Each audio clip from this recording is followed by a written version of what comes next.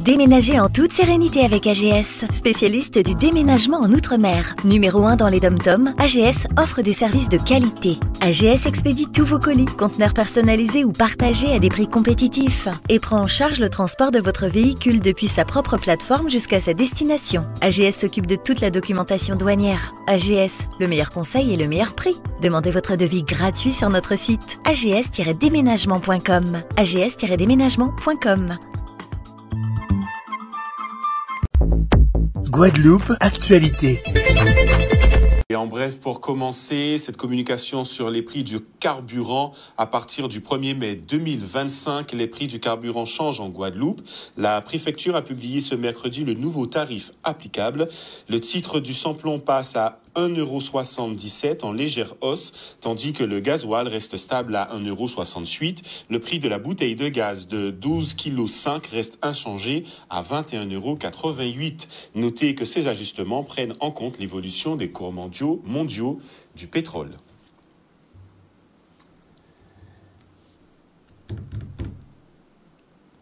Et passons tout de suite au développement de nos titres et en prenant la direction de Sainte-Anne où un souffle nouveau s'annonce pour la zone de Bois-Jolant. Nous le disions dans le sommaire, 57 hectares au potentiel immense vont faire l'objet d'un ambitieux projet de revalorisation. Au cœur des propositions, agriculture durable, écotourisme, centre équestre et village camping créole. L'objectif, réorganiser les activités autour de la plage tout en respectant l'environnement. Un projet porté par passion par la commune et présenté cette semaine à l'espace Francisque Baptiste. Reportage signé Solène Fèvre. Nous voulons donner de la valeur à ces 57 hectares de terrain sur Bois-Jolant. Nous avons défini 4 zones. La zone partie agricole, l'appel à projet pour les jeunes agriculteurs.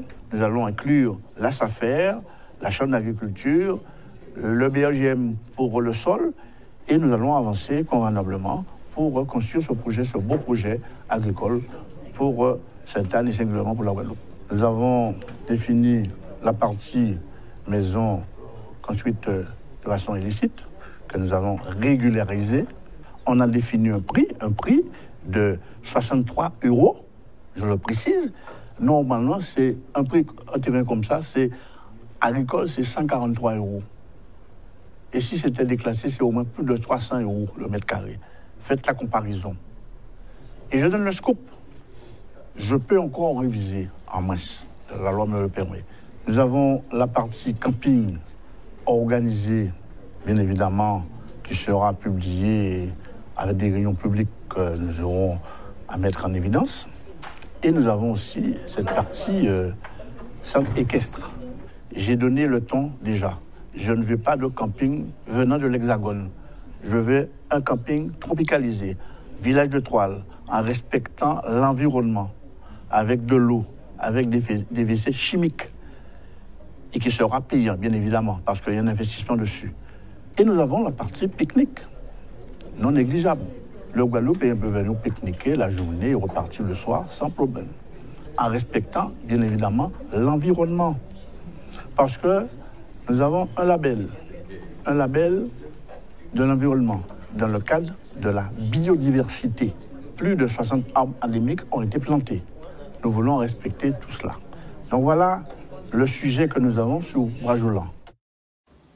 Et de l'écologie à l'aménagement du territoire, place maintenant au développement local. Avec un autre temps fort de cette semaine à Baïf, la journée du contrat de ville a réuni les acteurs institutionnels, associatifs et citoyens pour faire le point sur les modalités et ambitions de ce dispositif. Objectif, renforcer la cohésion sociale, soutenir les projets locaux et adapter les politiques publiques aux réalités du terrain. Un dialogue nécessaire pour mieux construire ensemble. Le compte-rendu signé Olivier Félix. De valoriser les actions des associations, des acteurs sur le territoire qui œuvrent dans ce domaine. Et puis surtout, aujourd'hui, il s'agit de présenter un petit peu le nouveau dispositif, puisque ça a changé par rapport à ce qui se fait au niveau national. Et donc aujourd'hui, cette rencontre va permettre en tout cas de présenter aux acteurs sur le territoire les nouveaux projets, les modalités, les critères, les conditions, de manière à ce que ces acteurs-là puissent s'insérer dans les dispositifs qui vont leur être proposés. Alors nous sommes en train de travailler à l'ajustement des budgets, notamment du budget de cette année, parce qu'il va de soi que dès lors que nous avons une nouvelle géographie qui a augmenté de 10% la population qui est couverte par la politique de la ville en Guadeloupe. Nous allons devoir mener un certain nombre d'ajustements budgétaires, c'est-à-dire de répartition de crédits qui néanmoins n'ont pas diminué structurellement. C'est-à-dire nous avons la même enveloppe financière qui va être ensuite diffusée sur l'intégralité du territoire en fonction des ajustements. L'objectif final, je le rappelle, c'est de faire en sorte que les territoires qui sont concernés par la politique de la ville, donc Cap-Esther, Basse-Terre et Baïf, que ces territoires-là, ces quartiers-là, puisque c'est pas partout ce dispositif s'applique, ces quartiers-là, les conditions de vie, le cadre de vie s'améliore et que les populations qui se trouvent, en tout cas sur ces parties de territoire, on voit leur niveau social évoluer.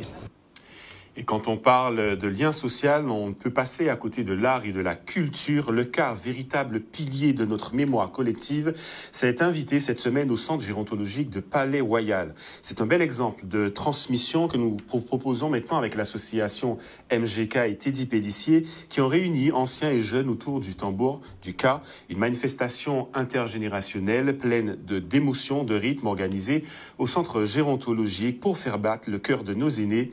Et ceci au son de nos racines. Images et témoignages avec Olivier Félix. Naturellement que ça m'est venu l'idée puisque j'ai ma fille qui prend des cours avec monsieur Teddy Pellissier. Et donc en voyant ces enfants progresser, leur talent et le talent surtout des enfants de l'association NJK, je me suis dit non, il faut que je les fasse venir pour qu'ils puissent illuminer les yeux de nos résidents et de nous accueillir de l'accueil de jour et qu'ils puissent vibrer au son du tambour. Et je me suis dit ça ne peut être que bien, que magique et leur apporter un pur bonheur. Ça qu'a fait en jonction intergénérationnelle qui est magnifique. Et quand ce petit monde a joué devant des mondes qui ont un certain âge, c'est chaud, c'est beau. Et vous-même qu'à vrai, Jean s'appelle. Donc pour nous, nous très très contents, très satisfaits que nous l'ajoutent là. Les enfants même, ils sont heureux, fiers d'apporter autant de joie à nos aînés. Donc oui, ça va dans les deux sens et c'est vraiment important, je dirais même précieux, de créer, de maintenir ces liens intergénérationnels. Goka, c'est nous, hein. Créole, c'est nous. Pays là, c'est nous. Donc là, on va représenter la Guadeloupe. Il faut représenter Goka, il faut représenter Créole. Ok, c'est pas seulement les belles plages et les belles rivières. Nous avons une musique qui est forte, une musique qui est intense. Donc c'est normal que ça ait qu'à passer là. Nous comptons. Si ma direction me le permet, et d'ailleurs je profite pour le remercier de m'avoir fait confiance et de m'avoir permis d'organiser cette belle manifestation cet après-midi qui, avec l'aide des collègues du service d'animation, qui ont contribué à ce que cet après-midi soit une belle réussite. Et effectivement, on ne peut que dire que voilà, c'est magique et pourquoi pas rebisser. Son début, hein, et pas moi seulement qu'a fait. Il y a le monde de Guadeloupe qui a joué tambour, qui caille dans les EHPAD. Il y a le monde qui caille faire ses grands mounards. Il y a un travail qu'a fait. Et le monde du Goka, c'est un monde vivant. C'est un monde qui se transforme de jour en jour parce qu'il est vivant. Et tout ce qui vit se transforme. Donc, le travail là qu'a fait. Et justement, la transmission est aussi au cœur d'un événement attendu en mai prochain, Fort en famille. La conférence de presse de lancement s'est tenue aujourd'hui. Levée de voile sur les récits oubliés. C'est le leitmotiv de cette 14e édition du Fort en famille qui se tiendra du 26 au 31 mai. Cette manifestation phare dédiée à la mémoire et à l'héritage de nos ancêtres s'annonce riche entre conférences internationales, cérémonies et ateliers. Le thème: le marronnage et ses résonances contemporaines, présentation officielle à la résidence départementale dans ce reportage signé Solène Fèvre. Le mois de mémoire, il nous impose une certaine introspection, il nous impose une certaine réflexion autour du passé, mais aussi autour de notre devenir et la fameuse postérité dont parlait Delgrès, à savoir combat quel gangan en nous mené ban nous, mais aujourd'hui comment honorer leur mémoire et comment être digne de tous ces combats et de nos ancêtres, de nos aïeux mis en esclavage. On va commencer le 2 mai avec une exposition intitulée Legacy, en collaboration avec les Anneaux de la Mémoire. Et cette exposition va se trouver au ce qu'on appelle communément le FAC, mais qui est le Fonds d'art contemporain à Beau-Soleil. On vous invite vraiment à venir découvrir les artistes qui, à travers, je dirais, des outils d'aujourd'hui, des installations immersives, numériques, parlent, eux, de leur regard sur les commémorations et sur cette manière d'habiter la mémoire. En Vidifort en famille, on est là, ça est chouqué. Il ouvert, signe international aussi, avec des intervenants qui viendront pour ce colloque et avec ces espaces de réflexion où seront associés les acteurs culturels, pourquoi pas les scolaires aussi, et les familles guadeloupéennes, afin que ceux qui viennent après, les générations à venir, eux puissent se souvenir, quoi. L'ossature, la colonne vertébrale de cette politique mémorielle que défend le conseil départemental, ça va être aussi du 26 au 31 mai avec donc les grandes conférences internationales et le colloque sur comment réparer nos lieux de mémoire, mais aussi quelle pensée sur le marronnage et l'histoire du marronnage, et comment quelque part aussi le marronnage contemporain irrigue encore nos lieux, nos pensées et nos histoires et nos récits. Et donc il ne s'agit pas tant de nouveaux récits, mais vraiment de lever le voile, comme je disais plus tôt, sur des récits oubliés. Et on termine ce journal avec un cri d'alarme poussé par l'UTS-UGTG. Le syndicat a invoqué un système à bout de souffle entre personnel épuisé, hôpitaux saturés, accompagnement social insuffisant. Une parole directe pour interpeller les autorités et appeler à des mesures concrètes. Les explications dans ce reportage signé Charlie Dagonia. Alors oui, c'est que là, ça répond à plaisir du veau, d'avoir, nous qu'à constater, ou là, pour nous qu'à pécli, vers problème à santé, ou qu'à mettre nous devant, et tout a été problème de santé, si l'AVC, si problème d'alcoolisme, si problème de tabagisme, problème du cancer, si problème de la prostate, enfin, c'est une liste qui est longue. Donc, effectivement, il pécli, mais la question nous qu'a posé nous aussi, c'est pour qui bitin? Qui j'en fais un bel pays qu'au Guadeloupe, nous avons autant de maladies comme ça. Donc, nous avons posé une question assez, la politique de santé, c'est la politique alimentaire, qui j'en et pour nous prendre en charge à niveau de ça, qui sont les choix de société nous y a fait pour nous payer un meilleur et prise en charge pour nous pour un meilleur devenir en santé. Et donc, il est malade à ce niveau-là, ça. Mais malade aussi à question à la gestion de l'organisation du travail.